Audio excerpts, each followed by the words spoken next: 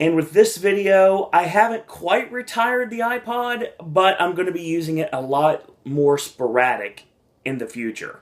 Basically because I know these videos look great as much as they can through an iPhone, but then you have the videos that normally talk about Impact and NXT.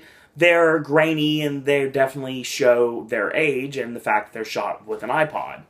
Two completely different cameras, an iPod 4 generation versus an iPhone 5, hopefully soon to be a 6, if everything works out. So that being said, it's NXT Takeover Rival time, and the last NXT Live Event was a show that I was very fortunate to attend live. And unfortunately, I was not able to attend this show live, because if I was, I probably would have spent a lot more money on merchandise, because I buy NXT shirts. That's just what I do. Apparently, I have a problem.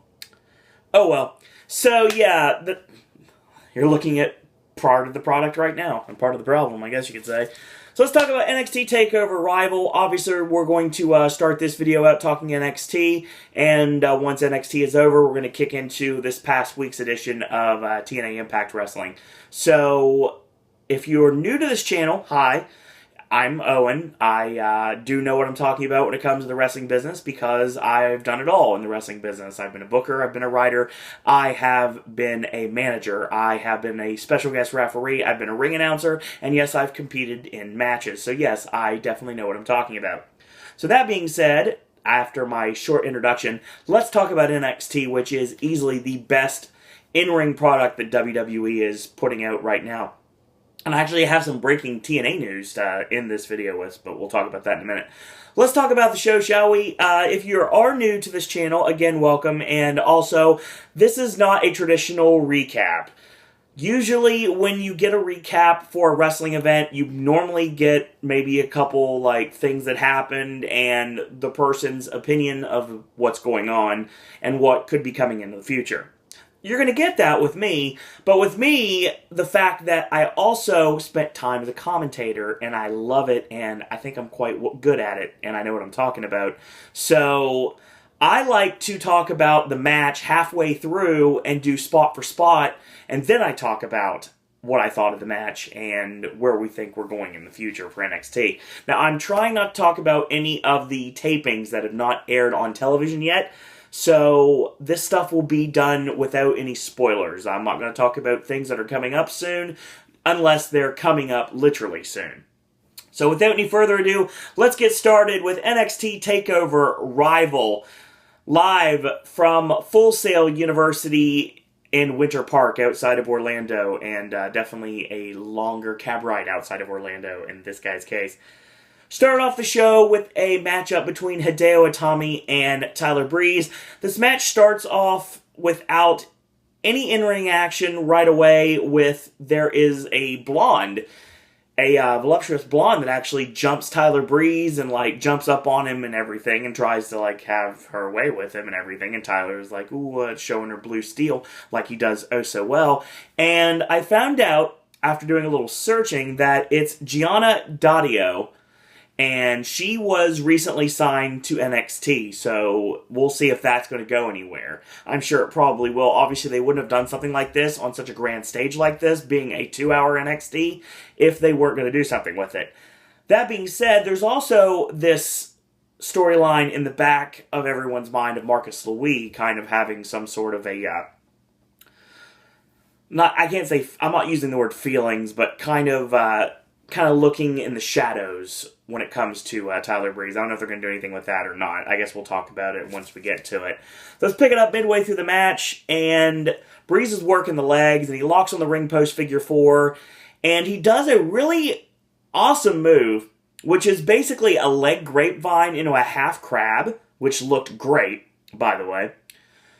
So, Itami crawls to the ropes, he finally gets it, ref calls for the rope break, and then Tyler starts stomping away, and then he kicks away on Hideo, and Hideo ends up finally catching him in the fireman's carry, going for go to sleep. Of course, it gets countered, roll up by Breeze 1-2, and a kick out. So, Hideo with a front kick, he spins around, and he eats the supermodel kick, stack pin from Breeze 1-2, and Itami kicks out. So 2.5 there. So dueling chants of "Let's go Tyler" and "Hideo" from the Full Sail crowd. An overhand right by Tyler, and he starts pounding away. They're on their knees fighting at this point. Kicks him in the ribs, right hand. He's basically just trying to fire up Hideo. So what happens is eventually he finally just snaps and he nails the Kenta Rush into the spinning back kick.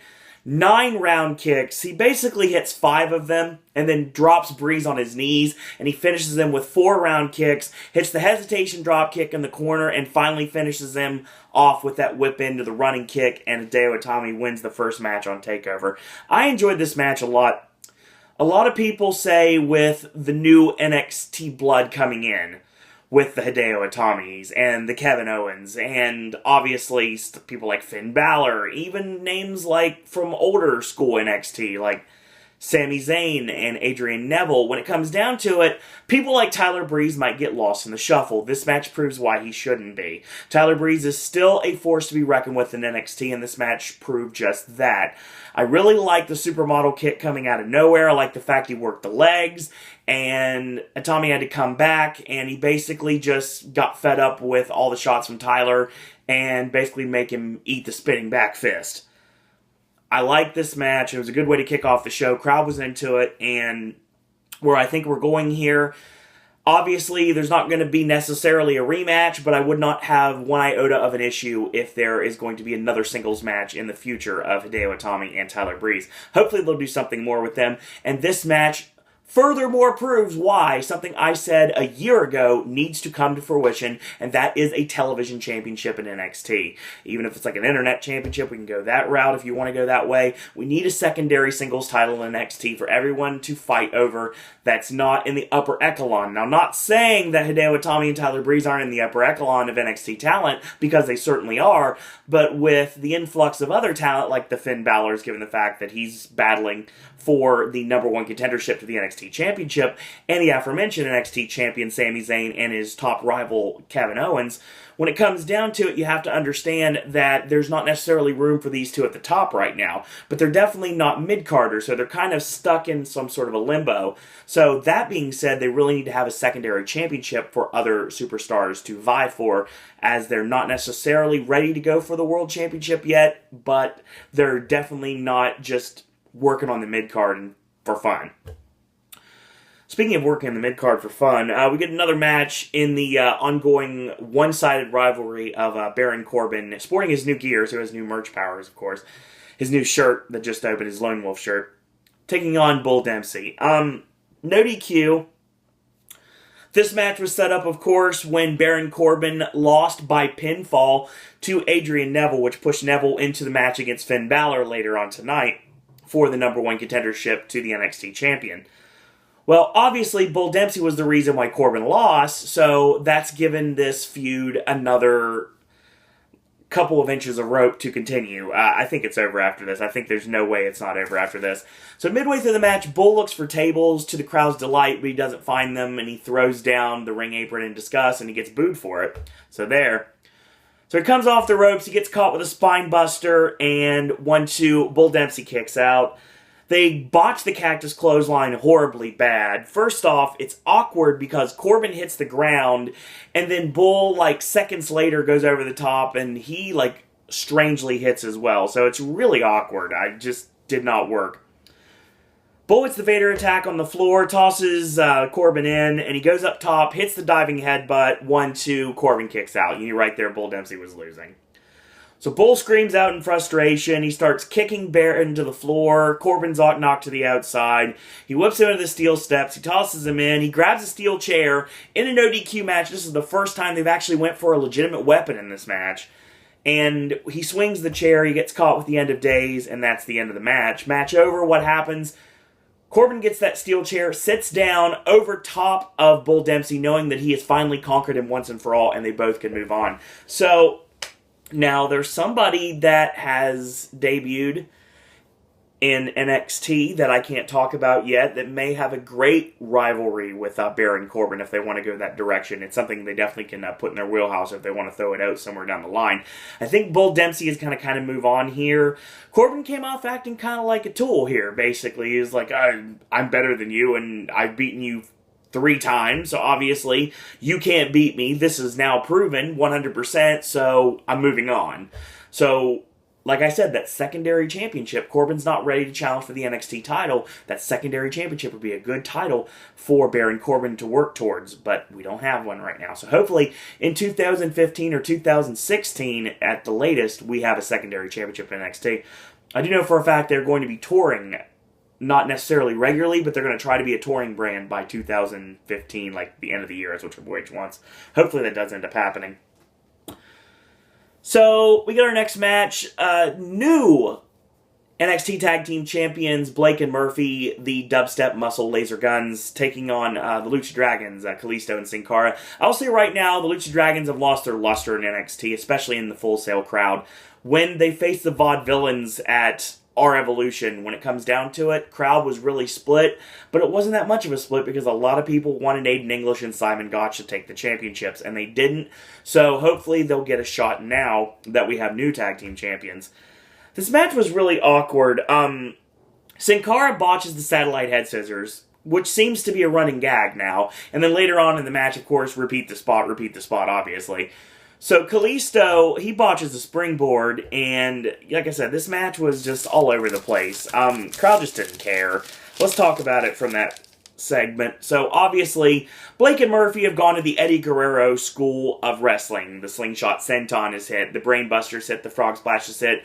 Like I said, their tag team finisher is basically Los Gringos Locos' old finisher back in the day when Eddie Guerrero was teaming with Art Barr in AAA.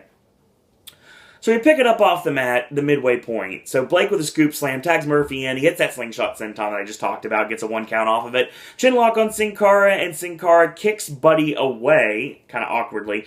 Tags Kalisto in, springboard corkscrew, flying body press, and then he hits the roll-up kick.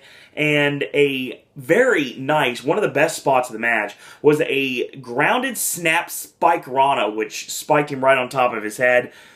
Murphy was on his knees, and he just basically got driven in like an exclamation point. He goes for the Salida del Sol, and he gets caught on the shoulders, gets countered, front face lock, awkward front face lock there, by the way. Murphy counters into his own front face lock, and Murphy goes for Orange Crush. He gets countered into a sloppy Hurricane Rana, gets a 2 off of that. So at this point, he rolls him up in a crucifix pin, 1-2, and a kick out. Somersault jackknife cover, gets a 2 count. Kalisto counters back to a 2. They're trading pinning predicaments, and bridge back, 1-2, and a kick out. Both men's shoulders are down, and double save from their respective partners. Tags Blake in, hot tag Sin Cara. I guess you could say lukewarm tag in this case. Honestly, it was cold tag. It was really just, the crowd just did not care at this point. Hits the springboard, flying body press. Buddy rolls through, 1-2, and a kick out. Boot in, goes for a suplex, gets countered, small package, 1-2, and a kick out. Ducks the right hand, goes for the backdrop, suplex. It gets countered into a crossbody. Of course, weight lands with distribution on the chest, 1-2, and Wesley Blake kicks out. So he rolls him up, going for the Sledge-O-Matic side powerbomb, gets countered into a tip-up sunset flip, 1-2, and a kick-out. Sin Cara with a kick. Murphy tags himself in, and Sin Cara roll up into the Sledge-O-Matic, connects 1-2, and a kick-out. Wrist lock, palm chop, springboard. Murphy knocks Kalisto off the ring apron, and Sin Cara goes for the wrist drag into the corner. Tag in Wesley Blake. He comes in, Sin Cara with a somersault into a Rana, gets countered into a brainbuster by Murphy. Blake comes off the top with the frog splash, 1-2-3, and Blake and Murphy retain the NXT Tag Team Championships. A lot of botches in this match. I hate to be that guy, but I can't unsee things that I've already seen. When it comes down to it, this match was not good. No chemistry between these teams at all. They picked it up towards the end, but the crowd could have cared less, and I think the Sin Cara and Kalisto team is pretty much done at this point. I think they need to start jobbing out to different teams to get them a shot against Blake and Murphy. Kind of like the Vaudevillains, or even Enzo Amore and Big Cass could get shots. I think that probably ends up happening somewhere down the line. We get a tease of Solomon Crow. Obviously, we get the weird, television, like the Rod Serling Twilight Zone stuff. And he says the takeover isn't over on the screen, and it says it's only just begun. Stay tuned next week. So, since this video is coming out Tuesday, tomorrow is the NXT debut of Solomon Crowe, the former Sami Callihan, someone I actually have worked several shows with. So yeah, it's going to be interesting to see what he does in NXT. I do know that he's using the stretch muffler as a finish still, so he's going to keep that. I'm really curious to see what happens with him. He's an unknown commodity in NXT, and I know he's been like a DJ for like the Rosebuds before. I know he's done like bit parts on NXT, but he really hasn't done anything major. I do think right now that when he actually does debut, it's going to make quite an impact. Speaking of making an impact. So, #1 contendership to the NXT Championship up for grabs. The man that gravity forgot, Adrian Neville, taking on Finn Balor. And Balor, of course, brings the awesome entrance yet again. He's got the body paint one more time. It's tweaked a little bit because it looks like the design of the brand new t-shirt they just debuted that I would have if I was in attendance for the show. But sadly, I was not. They both went in different paths to get to the tournament finals, and now here we are for this match, which is going to potentially blow anything else out of the water. I mean, it's definitely a contender for match of the night, with just on paper. Let's talk about this match, shall we? So we pick it up from Neville locking a chinlock on. Finn tries to punch his way out. Neville whips him in. Balor reversed, and Balor charges in, eats Neville's boot. So Neville gets up on the middle turnbuckle, and Balor with a high kick knocks him to the floor. Alright? Balor hits the tope con hilo, and Neville comes in, and he's kind of running away, and he slides under the bottom rope, and he kind of powders because Balor is crawling towards him with the psychotic, creepy face paint. Obviously, you'd crawl away from him too. Makes sense, right?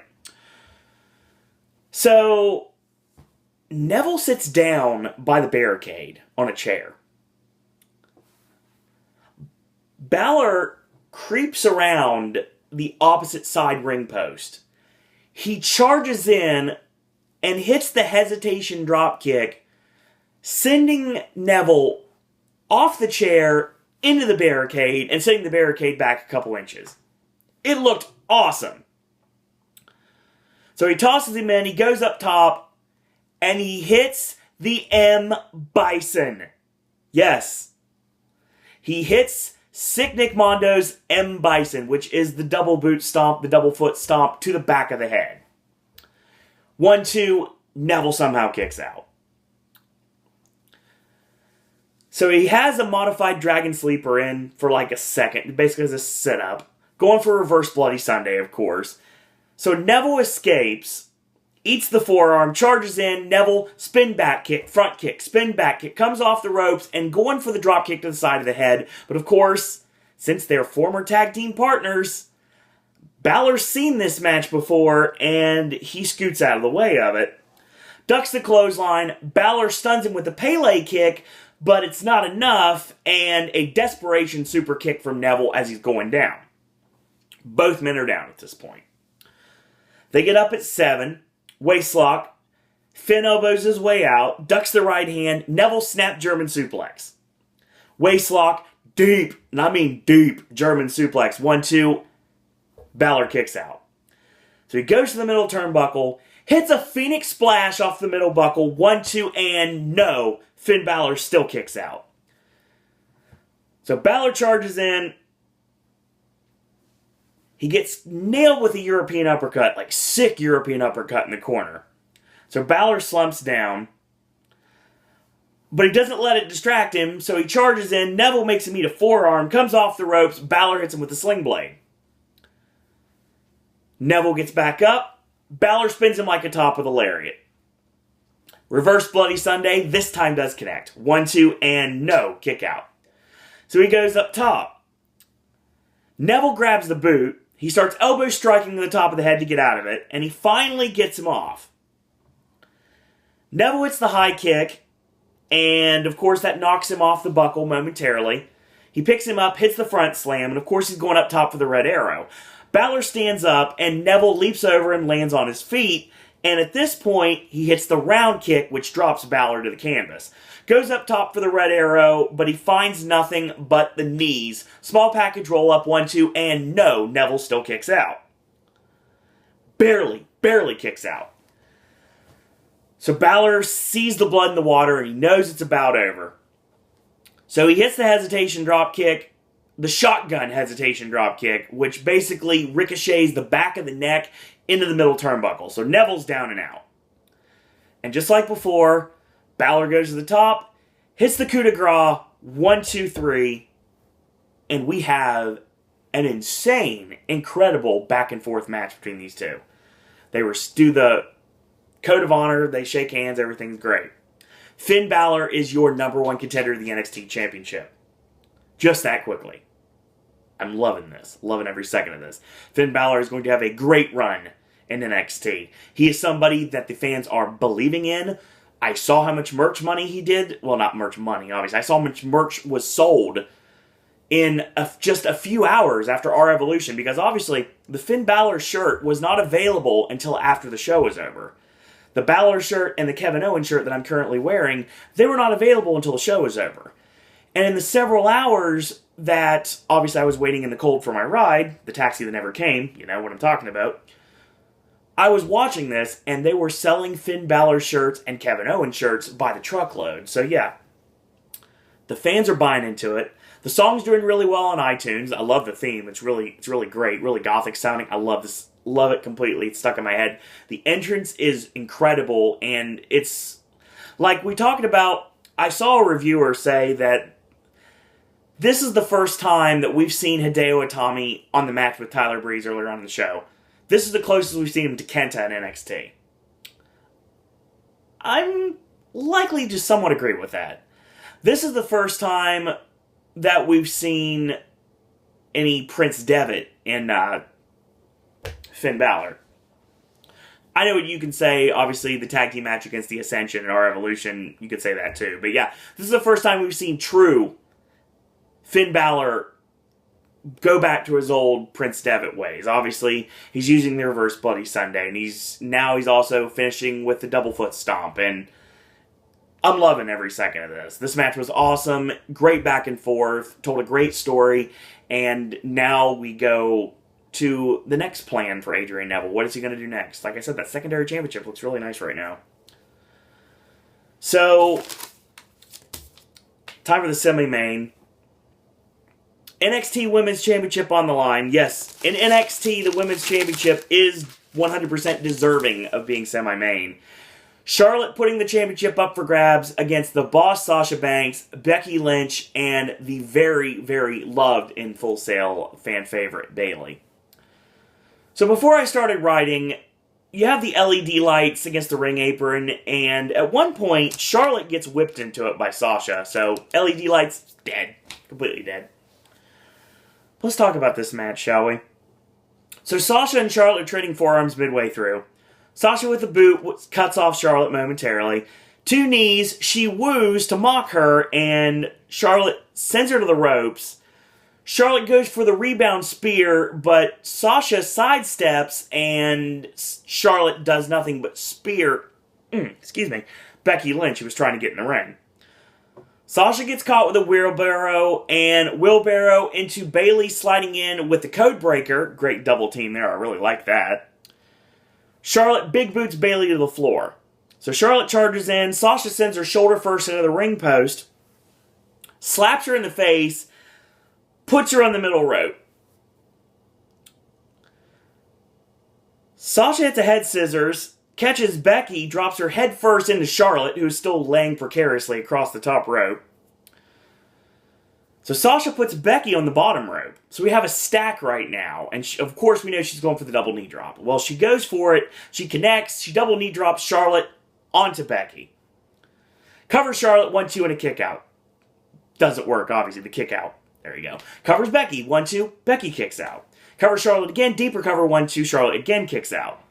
Bayley comes in, hits a modified exploder on Sasha, charges in, hits the leaping elbow in the corner. And then she does it again, and she does it again. She hits it 4 times in succession. Charlotte's in trouble. She's on the ropes at this point. Literally, she's on the ropes. Bayley puts her on the top turnbuckle, climbs up, and nice Hurricane Rana, Bayley can Rana here. Hits the belly to Bayley, 1-2, and kick out. Why is the kick out? Not because she kicked out, no. Becky Lynch pulls Bayley to the floor, so it breaks up the pin predicament. Ducks the clothesline, sends Becky into the apron. Drop kick under the bottom rope, and Sasha hits a tope out of nowhere onto Bayley and Becky on the floor. Charlotte with a pescado on all 3 ladies, and all 4 women are now down on the floor, laying on the ramp, at the bottom of the ramp. So, Charlotte tosses Becky in. Becky catches her with a knee, hits an exploder, gets a 2 off of that. 3 stiff European uppercuts, puts her on the buckle, climbs up. Sasha climbs up to try to take advantage. Bayley pulls her off the ring apron. Bayley climbs up, axe handles Becky off. There's a lot of B's in this game. Banks, Bayley, and Becky. Good lord, this rate cap's hard. But I do my best. So kicks Charlotte right in the back of the head. Release German suplex from Becky. Onto Becky by Bayley. Bayley climbs up. Belly to Bayley superplex. Off the top. Sasha tosses Bayley out, and immediately I'm thinking Sasha's going to steal this. Nope. 1-2. Charlotte somehow kicks out. Locks her in the crossface. Not the bank statement, because obviously she didn't hit the backstabber first. So she's locked her in the crossface. Charlotte finally gets it broken with Becky coming in, and Charlotte gets the hold broken, so Banks comes in and boots Becky off the ring apron onto Bayley. So obviously we're down 2 down, and there's 2 ladies left in the match. Sasha goes for the crossface. She's bending back, wrenching back as hard as she can, and she finally catches Charlotte, rolls her up in her crucifix pin, clean as a sheet. 1, 2, 3. Sasha Banks is the new NXT Women's Champion. So the match ends. Everyone else is scattered away. Bayley and Becky are both gone. So we're not going to get a handshake here. There's a hug, like an awkward hug, and then after the hug's over, you see Sasha shove her aside and hold the championship up in her face as like, I finally did it, I finally beat you. I beat you clean, fair and square. Say what you want about women's matches in the WWE. And the Divas matches, they don't get enough time, and they can't tell the correct story. When you give 15, 20 minutes, heck even 10 minutes to this division in NXT, the women's division in NXT is just so great in what they're doing. They put on a stellar matchup that could legitimately be a main event anywhere in the world. And deservingly so, they could main event. Now granted, obviously we know what main event and we understand why, but if they didn't have the NXT champion on the show, and they wanted to run like Blake and Murphy earlier on in the show, I could easily see the NXT Women's Championship being the main event on a show and people being happy with it, because these women are just that good. Sasha showed me a ton in this match. Why she belongs on the top of the heap in NXT. Becky Lynch came out of nowhere here, and she really showcased what she was capable of. Bayley's got the crowd on her side, and I know she's going to have a great run when she finally gets that championship. And this is pretty much the end of Charlotte's run in NXT, at least what I'm seeing. I'm thinking she gets a rematch, and then she fades off in the sunset, and she debuts on the main roster doing whatever. At this point, it's not a demotion to go down to NXT. It seems like it's kind of a demotion to be brought up to the main roster. Other than the fact, obviously, you're making a lot more money, you have a lot more exposure. But if you actually are doing this for the fact that you get to put on 15, 20-minute clinics whenever you go out there, you're not going to get that in WWE. You're going to get more money, you'll be able to provide for your family, but you're not necessarily going to be able to get to showcase your styles. And that's the reason why a lot of the women and a lot of the roster in WWE are kind of mad about these NXT shows, because they're allowed to give it all they got, leave it all out there, and they're allowed to entertain, and they're allowed to wrestle, and they get time to do that. WWE does not give that enough time, because obviously we have to promote the network and all the normal stuff. But yes, great match. Super stellar match. Told a great story. All four women proved why they wanted the championship. Charlotte wanted to retain. Sasha, Becky, and Bayley obviously wanted to take the championship off Charlotte to be the only one that's done so. Charlotte's held the title for 250 days. Obviously, when you start throwing out stats like that, you know her title reign is going to be completely snuffed out. And that's exactly what happened, and it worked really well for a semi-main event. Very well-deserved, and definitely not a normal, quote-unquote, divas match in WWE when basically a lot of people end up going to the bathroom, going to the concession stand, getting away from there, because obviously that's to cool the crowd down before the main event. No, Full Sail crowd was just as hot into this match as they were into anything else on this show, and deservingly so. Sasha Banks, new champion, and like I said, I'm very curious to see where we go from here. Obviously, she's going to have matches with Bayley. She's going to have that rematch with Charlotte. I'm sure Becky Lynch is going to want a shot somewhere down the line. And there's obviously Alexa Bliss somewhere down the line, too. So who knows what's going to happen with that. Maybe when they finally do something with Leva Bates Blue Pants, I'm sure they'll do something with that. Maybe Emma somewhere down the line. Who knows? I think it's going to be a great run for the Boss as NXT Women's Champion. And like I said, deservingly so. Main event time, and what a big fight it felt like. Of course, two superstars that know each other oh so well. Coming from the mean streets of Montreal, Quebec, Canada, Sami Zayn and Kevin Owens. I almost called him Kevin Steen. I'm trying not to. Owens and Zayn obviously know each other so well. They've been tag team partners. They've obviously ran the roads together. We've seen this in brilliant storytelling, and now we finally get it on the grand stage of NXT in the main event of TakeOver. 2 months to the day that Owens debuts with NXT, he has a shot at the championship, and what a match this was. Let's talk about this, shall we? So before the match even starts, Owens is basically on the floor. He's kind of trying to psych Sami Zayn out, and at one point, he's kind of arguing with the referee. Sami Zayn's like, screw this, we're going to start fighting now. And what does he do? He leapfrogs over the referee and hits his no-hands tope con hilo on this Kevin Owens, and that kicks off this match. So let's talk about midway through, shall we? So Kevin Owens channels his inner Dean Malenko and hits his fireman's carry into a gutbuster, and then follows up with a leaping back senton 1-2 and a kick out. So he locks in a chin lock. Zayn fights out, hits the jawbreaker, and finally breaks up the hold. But not before Kevin Owens like, screw you, and kicks him right in the back as hard as he can. So, a forearm. 5 of them in succession. Comes off the ropes, and Zayn catches him with a lariat. And then another one. And clotheslines Owens over the top rope to the floor. 2 right hands, sends him face first into the ring steps. 3 big right hands, and Zayn rolls under the bottom rope, breaks the count, of course, comes back in, gets caught with a gut shot from Owens. Owens tosses him in, and Zayn clotheslines Owens once again. Tosses him in, charges in, eats the back elbow, ducks Owens' right hand, Blue Thunder, 1-2, and no, Kevin Owens kicks out. So Zayn charges in, and he eats super kick. Then the corner cannonball, 1-2, Sami Zayn kicks out. Right away, rings the bell. And kudos to Sami Zayn for the second that he got caught with that super kick. I know a lot of people would say it happened later on in the match, but if you're talking about the storyline of this match and where it actually started, it's that super kick. When he was setting up for the haluva kick, when he charged in, he ate the boot of Kevin Owens with the super kick. That's what started it. Not what they're saying started it. This is actually what started it. So he hits the pump handle, drops him over across his knee, and he gets a 2 off of that. So he tosses him in the ropes, because Kevin Owens does not whip someone in the ropes traditionally. He literally just throws you into the ropes, because he has that much ferocity. He goes for the pop-up powerbomb. Zayn counters with a drop kick. Hits the Tiger Suplex 85, 1-2, and no, Kevin Owens kicks out. So Owens goes to the ring apron to try to regroup. Zayn grabs him in a chin lock, and he steps up on the top rope, on the bottom rope actually to do so, and he gets caught with a neck snap.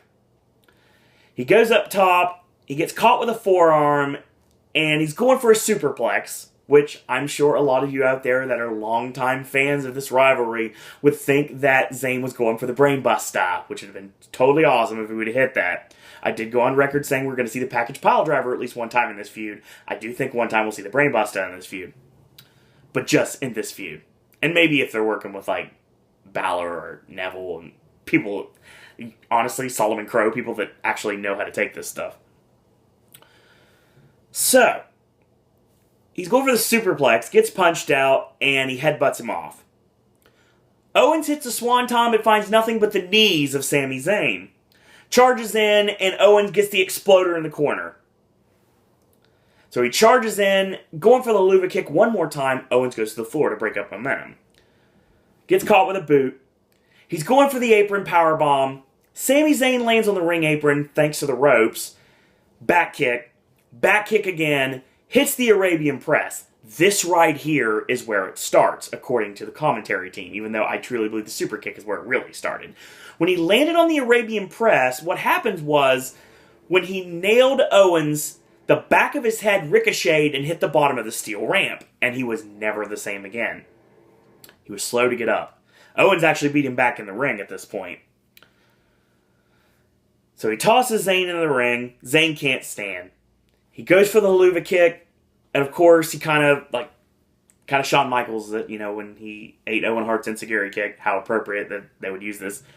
So he charges in, Owens catches him, pop-up powerbomb, it's over. 1, 2, no, Sami Zayn still kicks out. So this is when the referee starts to play mercy. Starts checking on Sami Zayn. Owens rains down 12 shots to the head, and a vicious forearm drops Sami Zayn like he's a title fighter. Like a boxer, basically, at this point. He hits 5 more forearms to the glassy jaw of Sami Zayn at this point, and Sami hugs Owens to try to break up the momentum and try to stop him from hitting him at this point. It's boxing style, yet again. It feels like a real prize fight. It's basically how they're doing this. So what does he do? He hits a stiff-as-all-get-out European uppercut, drops Sami against the ropes. He's basically on rubber legs at this point. Sami Zayn's eyes are completely crossed. He's definitely not knowing where he is at this point. And they're playing this up, and it's working really, really well. Crowd that has been really into Owens at this point are starting to somewhat turn on him. This crowd was split down the middle throughout the entire match, and I can vouch for this. The Full Sail crowd are very big into Kevin Owens. They are also extremely huge into Sami Zayn. Like I mentioned before, when Zayn won the NXT Championship at our Evolution, I've never heard a louder crowd reaction in any live event I've ever been to. But when Kevin Owens came in after the match was over, clotheslines him to the floor, and powerbombed him on the ring apron, he got cheered for it. And even we got the Kill Owens Kill chant that obviously WWE doesn't really like, because they wanted the Fight Owens Fight. They got Kill Owens Kill on this. So Sami's trying to cover up here, and he's still getting rabbit punched in the back of the head. He gets 2 of those. So Owens is pounding away at the head, and the referee has got to stop him. So he backs him off, and here comes the trainer. He comes to come in to try to check on Sami Zayn. So Owens is like, this ain't happening. This is my night. I don't care what has to happen. If he ends up dead, it doesn't matter as long as I'm NXT champion. So what does he do? He powerbombs him. And then he powerbombs him again. And he makes a very lackadaisical cover. And, of course, Zayn instinctively rolls his shoulder. Like, literally, he just kind of, twitched. And that rolled the shoulder. Trainer's again checking on Sami Zayn. Sami Zayn is not going to be able to continue much longer. He has been punched in the head so many times in this match that they got to start worrying about brain damage at this point. And that's what they're playing up. And the crowd are starting to get upset. You can see the crowd, I love the Full Sail camera work, is showing the crowd and how actual upset and angry they're getting at Sami Zayn not being able to get back up and be as resilient as he always is. His Kevin Owens has given him the business his entire 20-minute match. So what does he do after this? Owens is like, again, this is my time, this is my night. He powerbombs him again. Then he powerbombs him again. He sets up for the 3rd powerbomb. Referee's like, screw this, it's over. We're worried about a man's health at this point. And he tosses it aside. He calls for the bell. Crowd gets confused. He raises Owens' hand. Obviously, he won via ref stoppage. The irony of Kevin Owens winning by knockout. So, I know it's backwards on the... Well, it's backwards for me, but obviously it's not backwards for you guys, so knockout makes sense. And the crowd completely in disarray at this point. Completely not believing what they just saw. And the referee hands Kevin Owens the NXT Championship. And he raises it in the air, and it's officially made an announcement on the Chyron. The music hits, and it says, new NXT Champion Kevin Owens. Via ref stoppage. Owens celebrates over top of his fallen comrade, and that's how we end NXT Takeover Rival. My God, what a story you told here. And what this does, this is just the beginning, folks. For those of you that have never seen the Sami Zayn and Kevin Owens battles, true battles they've had on the indie circuit, you need to do some homework, because it's going to get worse.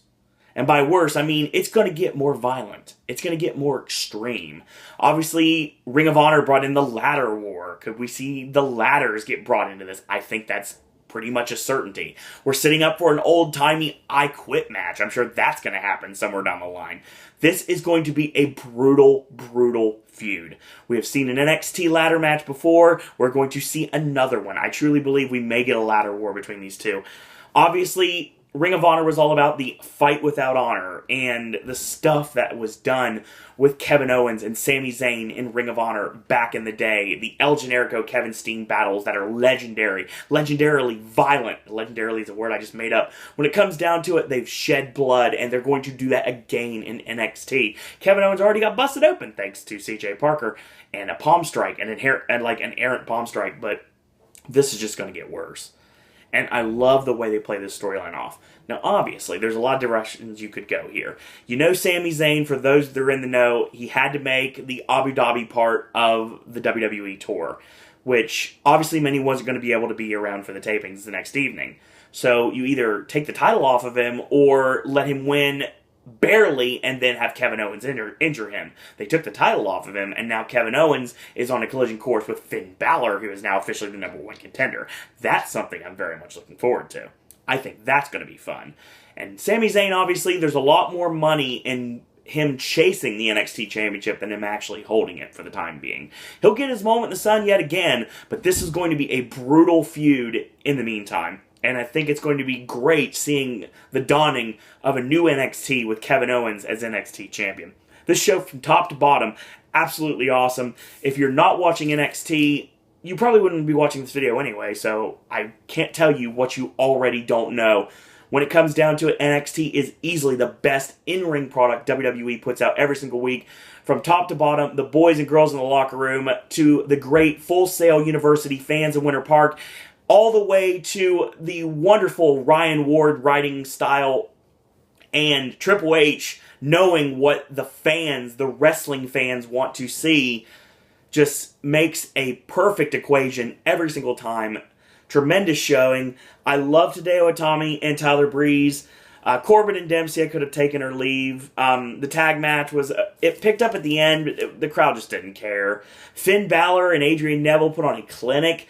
The four-way for the Women's Championship was stellar, and the main event had every single big fight feel cliche you could ever imagine, but it done it in a perfect way to get the title off Sami Zayn without him being pinned in the center of the ring. So obviously he's got a gripe there, which means he definitely has a rematch down the line, and I think that Sami Zayn is going to set that rematch, and it's going to be brutal come probably April when we get our next 2-hour takeover special. So yeah, great show. Tremendous show. Like I said, NXT delivering every single week.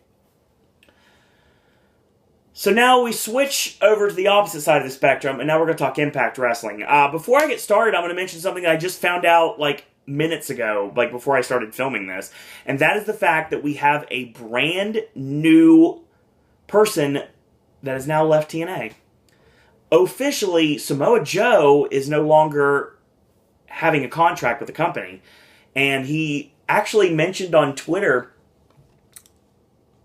earlier today that his contract was up. He says, "I've decided to part ways with @Impact Wrestling. My very best to them moving forward, and my eternal thanks to the fans." And, of course, John Gaburek, who's one of the creative forces in TNA, Big John, you know him from Tough Enough if you're a WWE fan, he says, "On expiration of @Samoa Joe's contract, TNA and Joe have agreed to part ways. Joe will always be a member of our family, and we wish him the best." So the tapings we just had in Orlando over the past weekend are going to be the last tapings you're going to get Samoa Joe. So Joe probably will go back to Ring of Honor. I see he'll do a lot of indie stuff. I could easily see him in New Japan. I don't think he's going to be a part of the Bullet Club or anything like that. I think he'd probably be working against them. I think that'd be fun. Maybe do Joe and AJ without any handcuffs on them in New Japan. That'd be totally awesome. I think it'd be really great to see what they do with that. Maybe he'll end up joining with Jeff Jarrett in Global Force, because obviously Joe and Jarrett, I'm sure they have worked with each other well enough to know that Joe is part of Ring of Kings, so it makes perfect sense that would happen.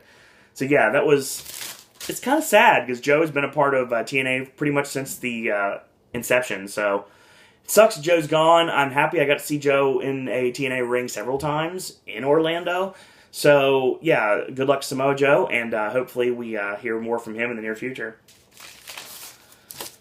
So let's talk about Impact, shall we? The first of the UK shows, this one taking place in Glasgow, Scotland. Of course, we'll start off the show with the Beatdown Clan, and the Beatdown Clan sporting new red and black gear. They got the toboggans, and they got the jackets. They look like a gang, look like a street gang.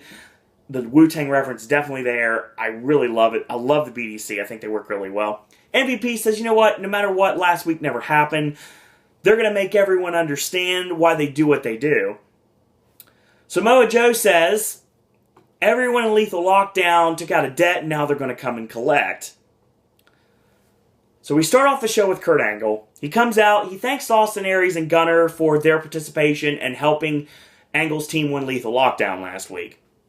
So he brings Lashley out. So the TNA World Heavyweight Champion comes out. He says, I'm glad for your change of heart, but the championship is nothing but a bullseye, a target on your head at this point.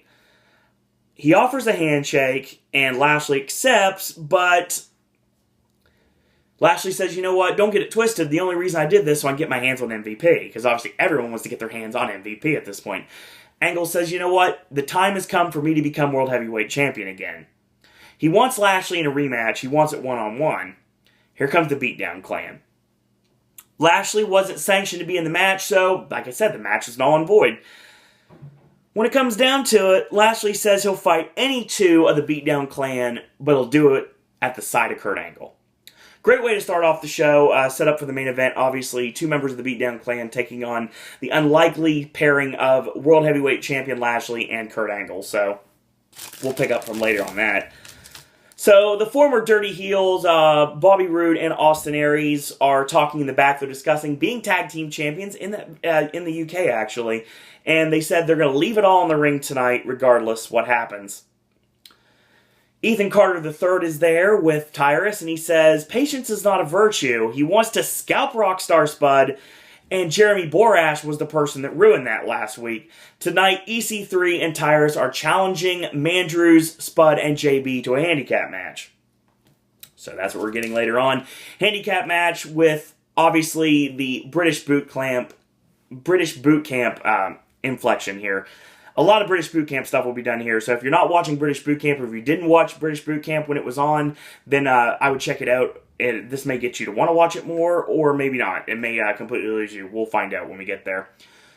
We kick off the show with a matchup between Bobby Roode and Austin Aries. Match was fun. As always, Roode and Aries, great chemistry in the ring. Always have great chemistry in the ring. So Roode whips him in, charges in, eats Aries' back elbow, 6 big right hands, goes for the 10 punch, and he gets knocked off by Roode. Middle rope, flying guillotine connects 1-2 and a kick out. A boot in. Bobby Roode going for the Roode bomb. Aries elbows his way out. Aries lands on the buckle. Roode with a nice vicious chop. Climbs up going for the superplex. Aries punches out. Rings his bell, of course. Knocks him off the top rope to the floor. Hits the missile drop kick. Goes for the brain buster. Countered. Roode bomb countered. Discus elbow sends Roode to the floor.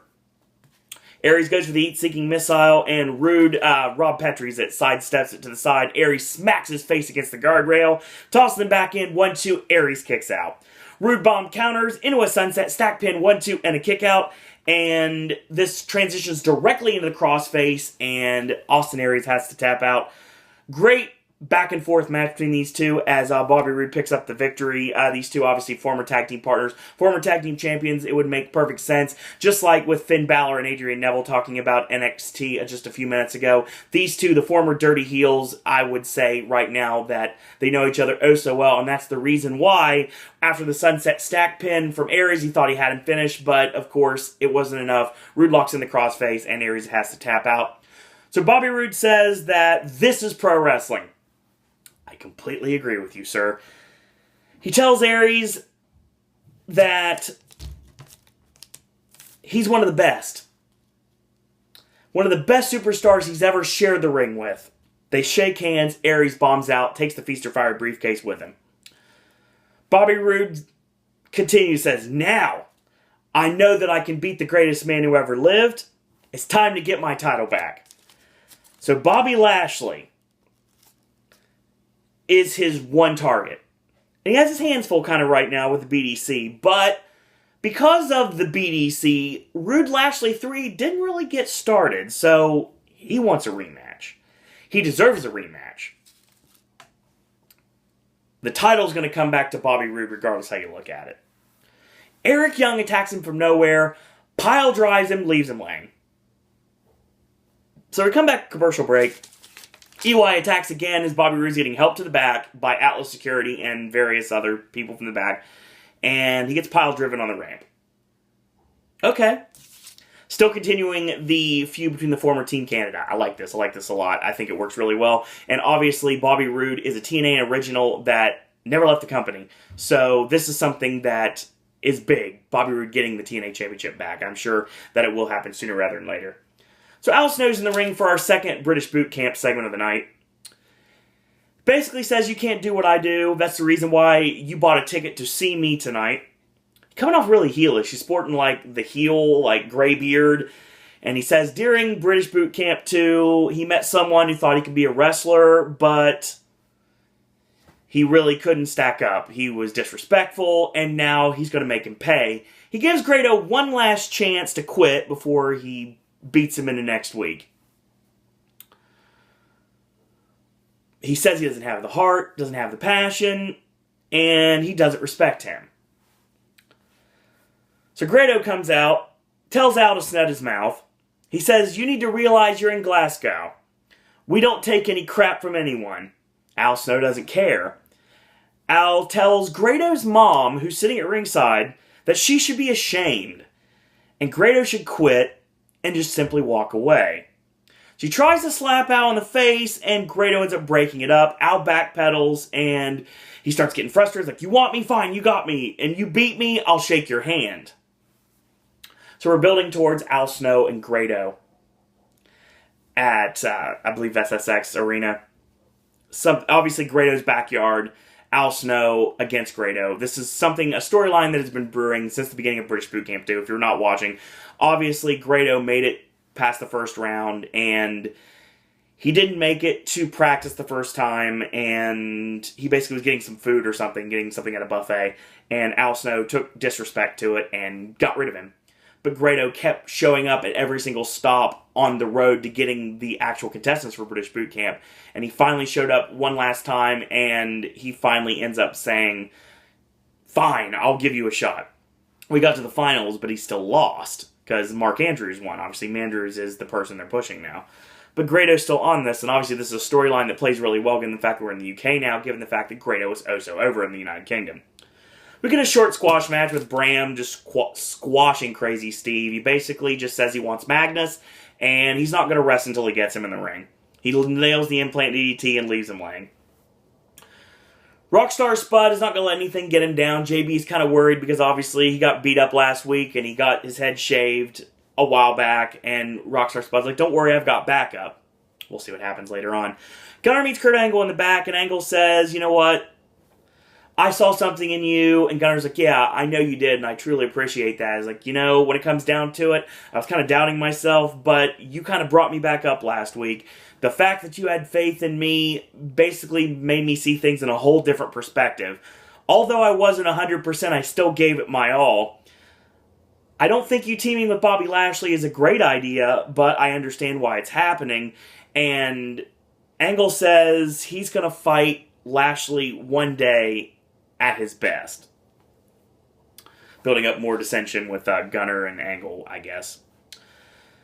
So the handicap match between Tyrus and Ethan Carter III, who is now sporting a bionic arm because he has this like huge, like really gaudy arm cast on. We don't know why because they're not mentioning it. And it's funny because Taz and Josh Matthews were talking about it. It's like Josh is like, you know, you kind of tweeted me about this, and I was like, he's like, you know, you probably shouldn't have said anything about this because he said don't mention it. Taz like, why did you mention it in the first place? So, this is a handicap match. EC3 with the camel clutch on Mandrews right in front of Rockstar Spud. Mandrews elbows his way out, and EC3 cuts him off with a back elbow using the cast or whatever is on his elbow at this point. Backdrop suplex, Mandrews floats over, lands on his feet, hits the jawbreaker, charges in for a tag, gets caught by EC3, tossed off, slides through the legs. Carter grabs the foot, and Mandrews catches him with the ensigiri kick. Tags Rockstar Spud in, ducks the clothesline, and he forearms Tyrus, trying to knock him off the apron, but of course it's Rockstar Spud trying to hit Tyrus, and it didn't work too well. 13 shots to Ethan Carter III. He starts stumping a mud hole in him in the corner. Tyrus grabs him with a cranium crush, Bryan Adams style, and tosses Spud into EC3's arms in the corner. He charges in for the avalanche, and Spud scoots out of the way, and sandwich Tyrus just crushes Carter in the corner. So, Spud uses Ethan Carter III's body for the acid drop on Tyrus, and it's made comment by Taz that Rockstar Spud has idolized Spike Dudley. How appropriate he's using the acid drop. It's finally mentioned why he's using that. Now, storyline continuity makes perfect sense. So JB comes in, goes up top, and a plancha. Jeremy Borash did a plancha to Tyrus on the floor. Now, granted, Tyrus had to catch him, but still, kudos to Jeremy Borash for doing a plancha. So EC3 hits the loaded forearm to the back of Rockstar Spud. To the back of his head, it's the 1%er. Match over, and they win once again. EC3 still hasn't been pinned in a TNA ring. After the match is over, Carter goes for the Clippers yet again, grabs Rockstar Spud to scalp him once more. Lights go out. When the lights come back on, someone very familiar has got his arms around Tyrus and Ethan Carter III, and they're talking in the center of the ring, and yes, it is the return of Ken Anderson. Mr. Anderson returns, and he low blows Tyrus and thumbs him in the eye. A right hand drops Carter, 4 overhand rights, 4 big chops, whips him in, EC3 powders, and we've got a new feud. So the backup that Rockstar Spud was talking about the entire time was Ken Anderson. So I'm really curious to see Ken Anderson and EC3. I think it's actually going to be quite a feud, given the fact that I know that we're always prepping Ethan Carter III for the World Heavyweight Championship, something he very much deserves, something he will definitely have before his tenure in TNA is through. So Gunner's talking, he mentions the Beatdown Clan. Kenny King takes offense to this, and the Beatdown Clan just beat Gunner down, because why not? And Gunner's left laying, so at this point it doesn't look like Kurt Angle doesn't have many friends left laying. Austin Aries is still left, but he gets taken out later on in the show, and he actually gets tossed out the door, literally, by the Beatdown Clan later on, before the match of the main event happens. Aries attacks Kenny King, and that's the reason why he gets beat down, gets tossed outside. That happens later on. Madison Rayne comes out and challenges anyone. The very familiar King Kong song obviously plays. And she's like, it's an interruption, and then it does it again, and she's like, interruption, and then she pretty much calls out anyone, and, of course, Awesome Kong answers the challenge, and just lays Madison to waste with the implant buster, and that's the end of that. So obviously just a straight squash to get Awesome Kong over, even more so than she really is. Kong leading towards a collision course with Taryn Terrell in the Knockouts Championship, and I don't know if we've seen the last of Kong and Havoc or not. Perhaps, maybe, but who knows. Austin Aries and Kurt Angle are talking in the back. If Angle wins the championship, he'll have a bullseye on his back. Just the same thing we mentioned earlier, but it completely flipped around. He says he's been champion before, and he once again will again. And of course, Aries holds up the briefcase and says, you know, this is all I need to be champion, so. Then we get an interesting segment. Of course, Jeff Hardy is injured via what happened last week, via the Revolution, the cowbell, and taking the flip off the, off the cage door onto the ring steps. Playing up the fact, obviously, that Jeff Hardy cannot make the European tour because he cannot travel across country lines for things in the past. Obviously, stuff, if you do anything, no matter if it was a mistake or not, the police do not care. It's still in your record, and it still will prevent you from doing other things. This kind of happens sometimes. But, like I said, kudos to TNA for working the storyline the way they need to. Matt Hardy comes out, and he says, it's great to be back in Scotland. I wish Jeff could be here. But for the first time, when I looked at Jeff, he didn't give me the thumbs up that he was fine. He's like, for the first time in forever, Jeff just wasn't okay. He congratulates James Storm on doing what no one else could do. And then he name drops the fact. Actually, we'll go into that in a minute. The Revolution come out. Storm says, you know what, Matt, you're right. I did what Edge and Christian couldn't do, what Team 3D couldn't do, what Bobby Lashley couldn't do, Austin Aries, Kurt Angle, Sting, and even The Undertaker couldn't do, and that is put down Jeff Hardy. Storm says, in my book, heroes never win. Matt, either you can join us or you'll get destroyed by us. You can join us in the hospital bed next to your brother. And Matt says, I like that hospital bed. He attacks James Storm. The numbers game is too much. The Revolution jump him. You have Koya, you have Manic, and you have... Excuse me.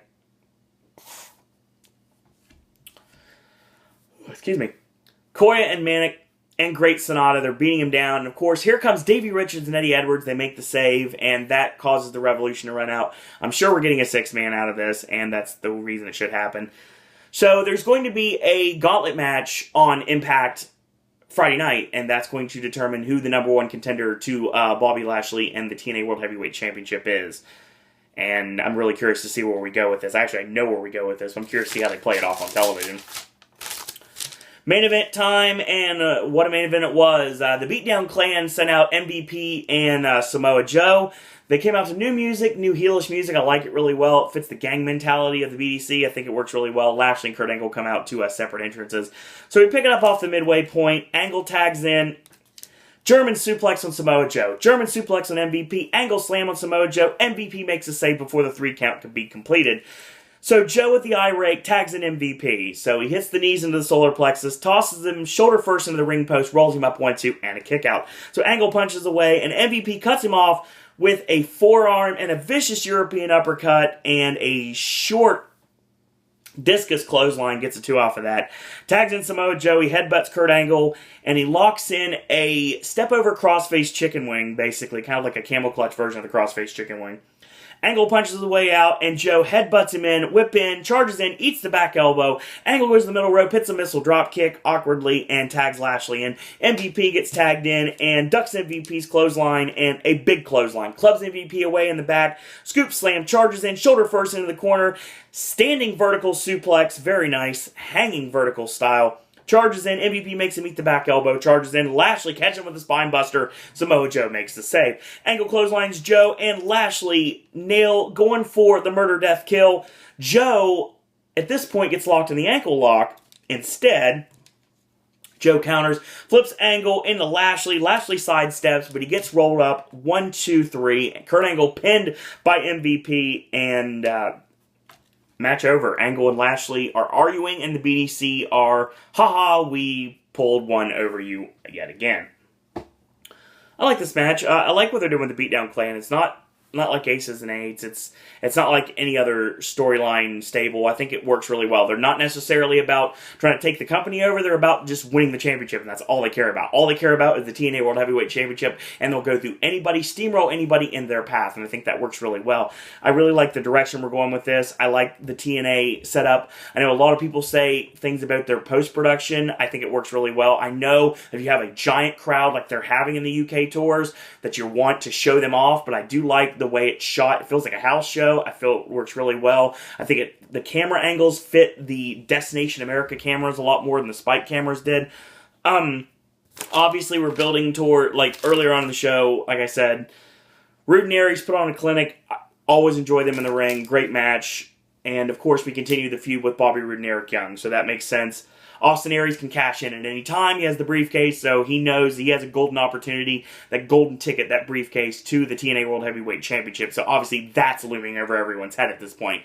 Bram wants Magnus. I'm sure Magnus wants Bram, so that's going to get fun. And we continue the 2 British boot camp angles. The one with Mandrews, JB, and Rockstar Spud against Ethan Carter III and Tyrus. And then we have the feud with Al Snow and Grado, and they're going to blow those off before we get out of the UK.